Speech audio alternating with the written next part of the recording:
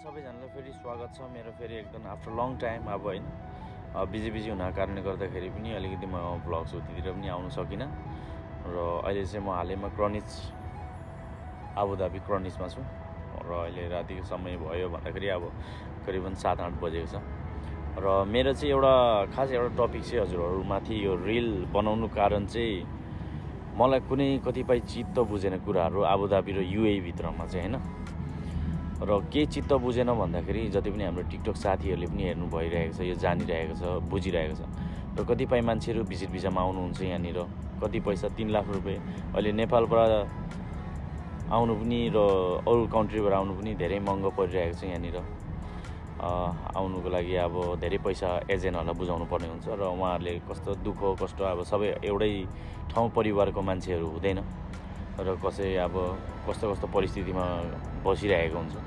त्यो परिस्थितिमा उहाँहरूले पनि एउटा केही आफ्नो लाइफलाई के बनाऊँ भनेर आएको हुन्छ र यहाँ आएपछि चाहिँ अब तपाईँहरूले चाहिँ देख्नु भइसकेको छ होला यहाँ धेरै अनेक थरीको एजेन्टहरू दलेहरू यहाँ छ अहिले आबुधाबी प्लस युएई भित्र अन्डरमा अब दुबईमा भयो हरेक जग्गा हाम्रो खासै अब नेपाली एजेन्टहरू र जब लगाइदिन्छु भन्ने मान्छेहरू पनि धेरै देख्नु भइरहेको छ हैन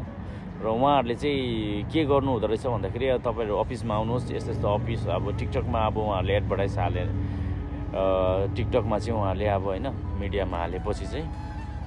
र उहाँहरूले अफिसमा बोलाउनु हुँदो रहेछ अफिसमा बोलाएपछि चाहिँ उहाँहरूले चाहिँ 100 दिराम या त 100 दिराम या 200 दिराम या 50 दिराम कुनै रेजिस्ट्रेसन फिस तपाईले के भन्छ रे फर्म फिलअप गर्नुको लागि चाहिँ भन्ने एउटा कुरा रहेछ र मलाई चाहिँ यो चीजमा चित्त बुझेन कि फर्म फिलअप किन गर्नुपर्ने फर्म फिलअप हजुरहरूले गर्नुपर्ने हो भने त्यस्तो कुनै चीजमा के छ त्योमा तपाईले अगर जब लगाइदिन सक्नुहुन्छ भने अफ कोर्स लगाइदिनुहोस् त्यो चीजमा तपाईले आफ्टर जब लगाएपछि तपाईले पैसा लिनुहोस् तर त्यसरी ठग काम दले काम गर्नु चाहिँ एकदम राम्रो हैन र म यो चाहिँ आबुधाबीको जति पनि अब हाम्रो एजेन्टहरूलाई पनि भन्नु चाहन्छु त्यस्तो नगर्दिनु होला किन भन्दाखेरि सबै मान्छेहरू एकनासै आएको हुँदैन र प्लिज तपाईहरुले अलिकति बुझिदिनुस् यो कुराहरू तपाईले नराम्रो भन्नु खोजेको हैन तपाईको पनि आफ्नो बिजनेस हुन्छ तर त्यो हैन कि अब तपाईले काम लगाउनुहोस् गरेर देखाउनुहोस् तपाईले पैसा लिनुहोस् न त्यो फर्म फिलअप गरेको 100 दिराम 200 दिराम त्यस्तो चाहिँ नगर्दिनुहोस् यहाँ धेरै मान्छेहरूले धेरै भाइ बहिनीहरूले मैले सोद्धाखेरि त्यस्तै हुन्छ